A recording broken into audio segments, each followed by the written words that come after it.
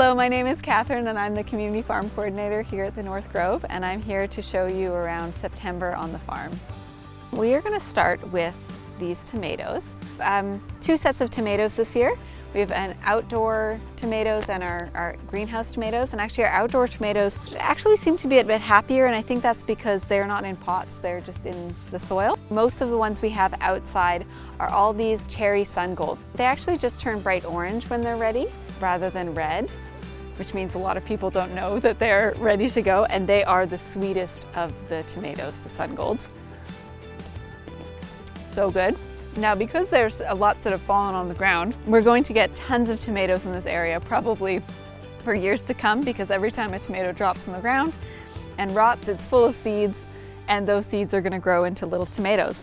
And what I've actually done with some of these plants that are out here is they were growing in other spots in the garden, and I just dug them up and replanted them in where I wanted them. And we call those volunteers because they have volunteered themselves up without being planted.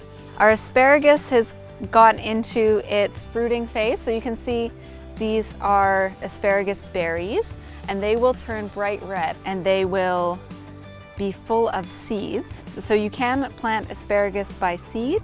It takes a lot longer than if you plant it by a crown, and these berries are super poisonous, so you don't want to eat them. Okay, what else can I show you? See, a lot of people have been very surprised when I say that you can plant stuff at this time of year. You can plant up until the end of September in Nova Scotia. So you can see our garden is still full of vegetables. Here's some crops that we planted about 10 days ago. So they're already come up. These are turnips, summer turnips. We also have some spinach coming in here. This needs to be weeded. Also, theme of the week is everything needs to be weeded. Radishes. And then we also have our really beautiful Salanova lettuces. This is a great time of year for any cold-loving plants. Like any greens, lettuces, things like that, they're very happy now. So you can see we've still got lots of beets that are coming. Our carrots, we're gonna thin them today. And we have green onion coming in over here very nicely. Yeah, so we'll let these get a little bigger before we pull them out. But there's gonna be a lot of them. I think let's keep going around, and I'm just gonna talk a little bit more about seed saving, I think. Our beans are coming to a close, but they're still producing. Some of these have been left on the plant a little long, so they have started, the seeds have started developing, so you can see how instead of looking like a flat green bean, these have got little bumps. So like this wouldn't be good for planting. There's still, the seeds are still too undeveloped. But if you left this another couple weeks on the plant, the seeds would get really big and fat, and those would be great for drying and planting next year. We're doing some weeding. We're actually getting to the weeding today, which is amazing. So this is cilantro that we planted here, and we kind of planted in a different method this time. So you notice that our cilantro, if you look over here, it's not in 2 straight rows like we've normally done. We tried it out where we just kind of broadcast seeded, and the cilantro is kind of growing wherever. You can fit a lot more plants in an area, but it does make weeding a little more challenging. So our zucchinis have been pretty happy. We've had a little bit of powdery mildew on the leaves, but it's still producing quite a lot of fruit. Here we go. That's a nice one. We tend to try and pick them before they get too big, because most people can't figure out what to do with, you know, a huge zucchini, but sometimes you look away for a second and then they get enormous. So you can see this cucumber, it's turned yellow, and that means that its seeds are fully developed. So you know how sometimes when you eat a cucumber, you can see these like little tiny things that are seeds, but they're very small. If we get into this, we'll see that the seeds are fully developed, and it would even go kind of a dark brown, and that's when they're really mature, and those can be saved for planting next year. So we really want to get them when they're kind of like this size. This is a good size. Even that, starting to turn kind of white like that. We've got it just in time. So this is our milkweed plant.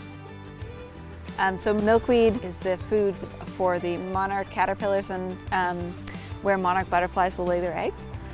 So it's really important for them, because if they don't have anywhere to go, they don't have any milkweed, they can't find it, they won't be able to lay their eggs and continue on their journey. But these, you can see these aren't flowers anymore, now they're seed pods.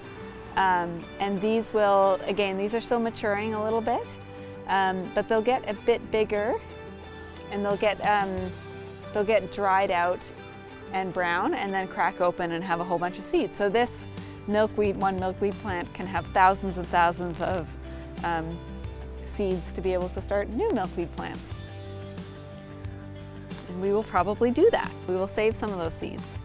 Milkweed produces through something called cold stratification. So in order to actually germinate, it needs to go through a period of very cold temperatures.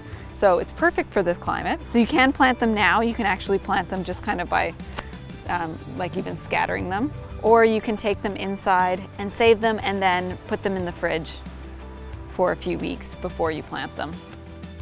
Once we reach a point where we won't have time in the season to plant anything new, end of September, and we pull things out, we will be covering the soil with cover crop. So we're going to be using red clover, which is more of a summer cover crop.